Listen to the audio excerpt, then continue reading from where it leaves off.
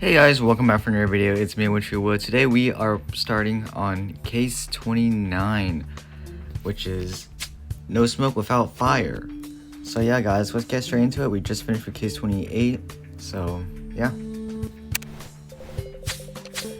Captain Will, I have a new case for you. The chief of the Greensboro Scouts have been found dead this morning by the children he was leading. Connor Sullivan and the scouts were out in the forest for the annual Scout Survival Camp. They haven't touched the body. Go to the Scouts camp straight away and solve this out. Oh, and if you happen to find your partner, kindly remind him that showing up for work is mandatory.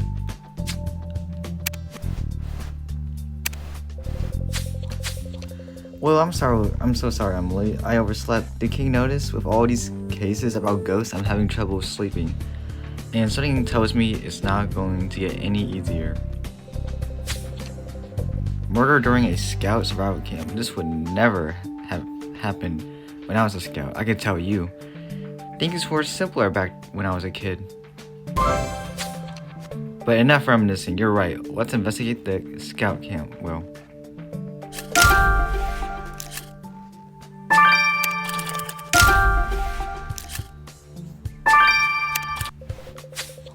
Every time I think I've seen it all, something even more disturbing proves me wrong. Who could be sick enough to try and burn people to death? Our victim, Connor Sullivan, was the scout master of this camp. He was basically in charge of everything and everyone. There are two scouts we should have a talk with. Isaac Weston is the Eagle Scout. He's the one in charge now that their chief is dead. And little Aiden Young is a scout who found the body. He's still in shock, but I know how good you are with children, Will. You're right, we should also have a look at those ashes you collected from beneath the victim. Well, let's get going.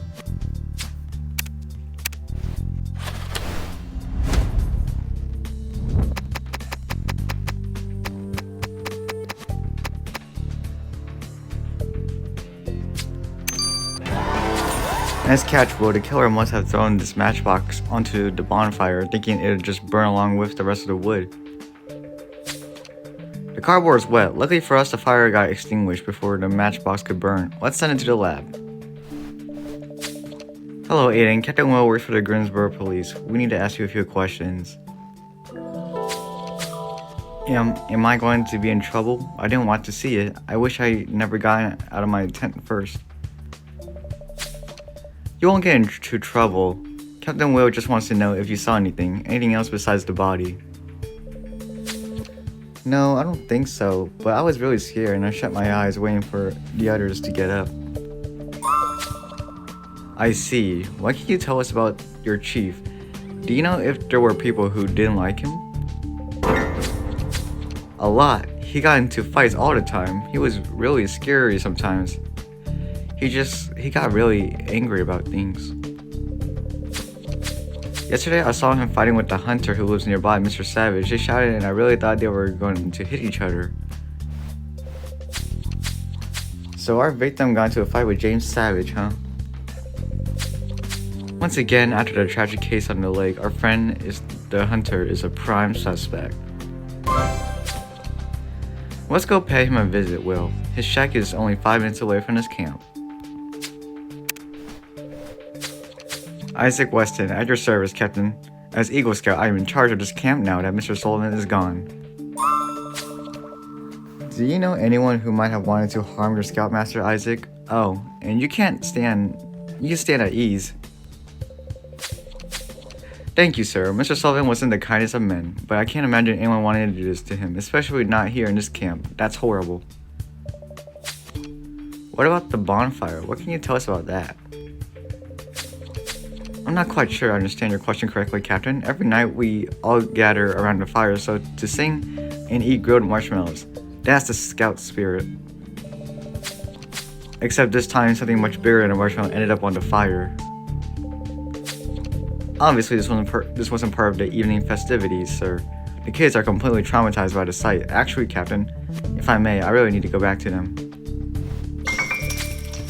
No trace of James. He must be hunting. This may be for the best. I doubt he'll leave us free to have a look at his shack. Let's make the most of his absence, Will.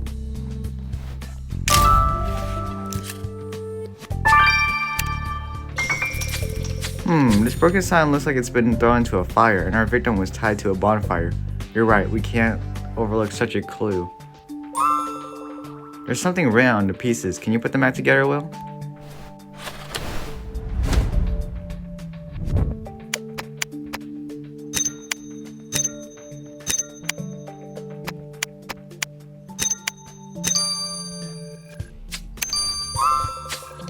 The sign reads, "No fire." Why would James break this kind of sign? I thought he was all for protecting the forest. What the? This is the last straw. No, we have plenty of straws, actually. See? Oh! It wasn't enough for you to accuse me of murder last time. Now you're snooping around my place? Eck, James, you're home. Let's keep her cool, alright? Captain Will just wants to talk to you. What will it take for you to stop harassing me? God darn it. What is it this time? Who else am I supposed to have killed? Relax, Savage, relax.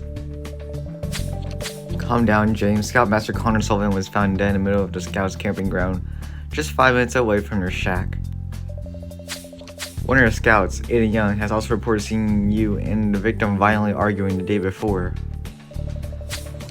And now Captain Will has found this broken "no fire" sign in your shack, which, well, we're a little baffled about that.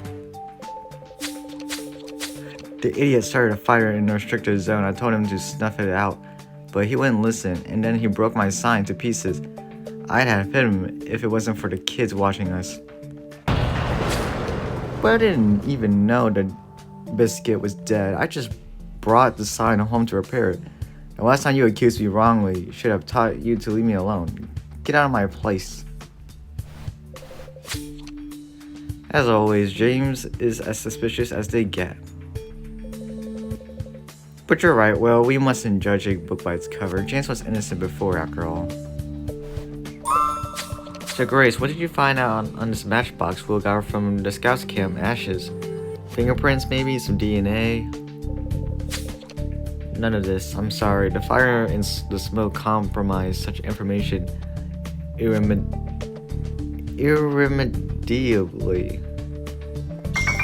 Oh. But don't despair. There are other ways to obtain information. The striker strip of a matchbox, for example, can say a lot about the person who struck the matches. If you take a good look at it, you can see exactly how the match got scratched, in which direction, and with which strength. Combining all of these elements, I could tell you that the matches of this box were all scratched from right to left, which means that whoever killed Connor Sullivan is left-handed. Grace, you're a genius. The killer is left-handed. Let's write it down.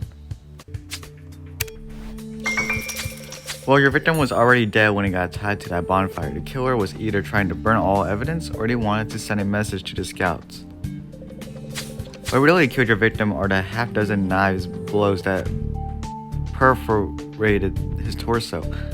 One of them hit his heart. He must have been dead in a matter of seconds.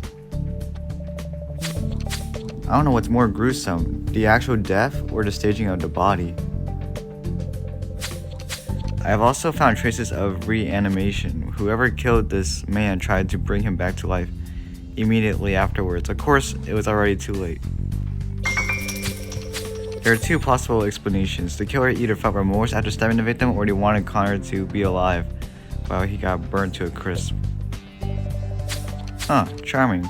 But you're right, Will. Now we know our killer knows first aid. Later at the police station. Well, I'm conflicted about our victim, Will. He doesn't seem to have your perfect scout, but nobody deserves such an end. I wonder if he... Hey, little Aiden's here. He's crying. Aiden, what's going on? Did something happen? Please, Captain Will, you got to help me. Aiden, what's going on? Did something happen? Please, Captain Will, you got to help me. My mom keeps crying since Mr. Sullivan has been found dead. I tried everything to make her smile. Please don't cry, Aiden. Captain Will go see what's wrong with your mommy, alright? Oh, thank you, Captain Will. This is really swell of you. My mom is at the teapot where she's friends with the owner, Mrs. Piccadilly. If you can take me there, I'll be able to sell my scout cookies. With the money of the sale, we'll have a summer camp. Well, Will, what do you say? Shall we take the scout to the tea parlor? It won't take long, I'm sure.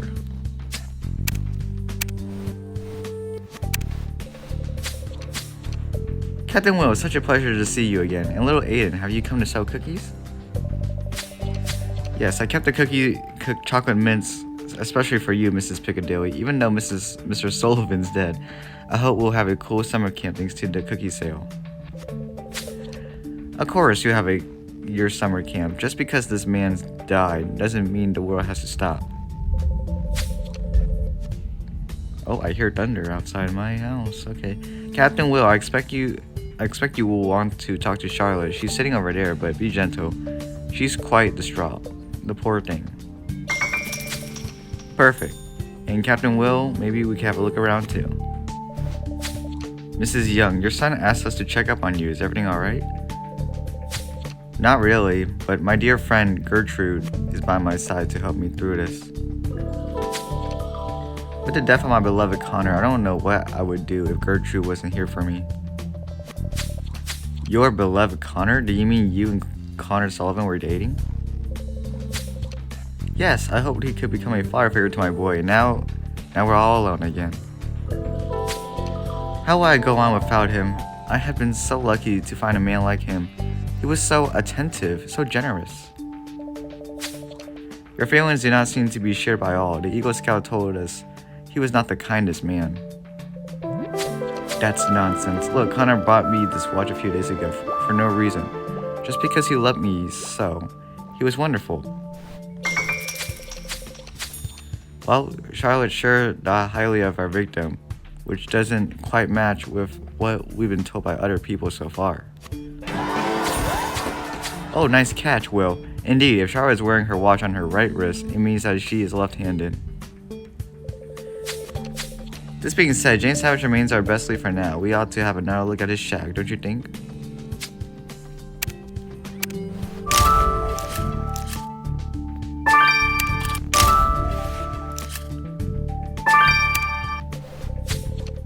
This diploma is so faded by exposure to the sun, I can't even read what's on it. Do you think some powder might do the trick, Will? And I wonder why this paper got torn to pieces. Maybe you could have a look at it. Oh, you're right, Will. Gertrude's cold reaction upon hearing about her victim's death was strange. We better have a talk with her, too.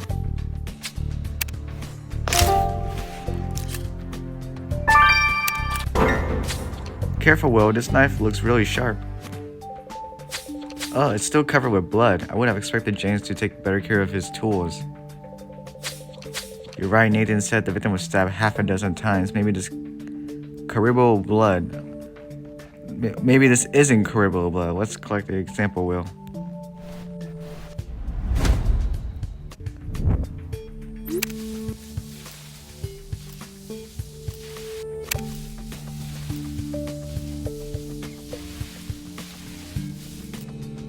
Bro?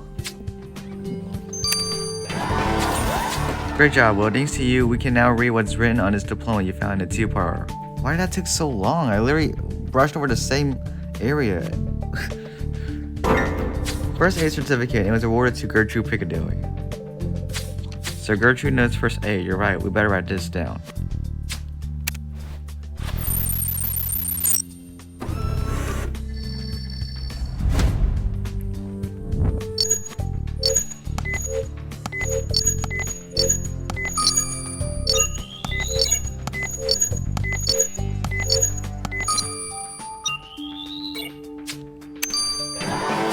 Perfect! Let's get this blood sample you collected from the knife you found in James' shack to Grace as soon as possible, Will.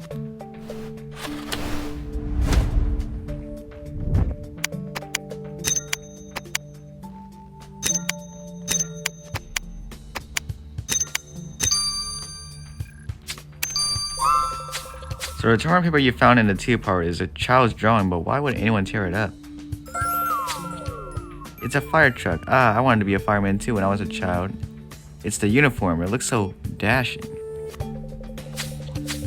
Look, Will, there's Aiden's name on the bottom of the drawing. So he's the one who drew this. Let's give it back to him and see why the drawing was torn up. Captain Will, why did it take you so long to come visit my humble tea parlor again? You know you are always welcome here. Now, what is it you wanted to ask me about that rude Mr. Sullivan? Even dead, the man is trouble. I take it you knew Mr. Sullivan well enough to dislike him. Care to tell us why? Well, you understand if you had known the man when he was still alive. I can't believe such a violent, unloving man could have ever become a scoutmaster. When he came here, he always drunk while taking care of kids. It's horrible what happened to him, but I'm glad those adorable little scouts will have no fear him anymore. Nobody will have to. Oh, Gertrude's portrayal of the victim sure isn't flattering. On top of being a brusque with the children, Connor was a drunkard. With such a background, I'm starting to think it's no wonder his end was so grisly. Thanks for taking me to the tea parlor. Captain Will. Gertrude always buys lots of cookies. She loves the chocolate mints. It was a pleasure, Aiden. Say, Captain Will has found one of your drawings. We thought you might like to get it back. Oh, you put it back together? Thank you, Captain Will. I made that drawing for Mrs. Piccadilly after my first aid training. We went to see firemen and all. It was so cool. That is until Mr. Sullivan arrived. He was rude to the firemen, and he said that if it was up to him, we wouldn't get our first aid badges. And then he tore my drawing to pieces, just to be mean. I don't think it's the kid, but I don't know, we could have another Julian Raymond situation here. The blood sample you collected from the knife you found in James Savage's shack came back positive for the victim, Will. Moreover, the blade of the knife matches the marks left on the victim's body. Will, you have just found your murder weapon. I can't believe the murder weapon was in James's shack. Quick, Will, let's go bust his chops. Wait, before you go, I also found something else on the knife. The handle was stained with blood and chocolate. So our killer eats chocolate. Well, that's a first.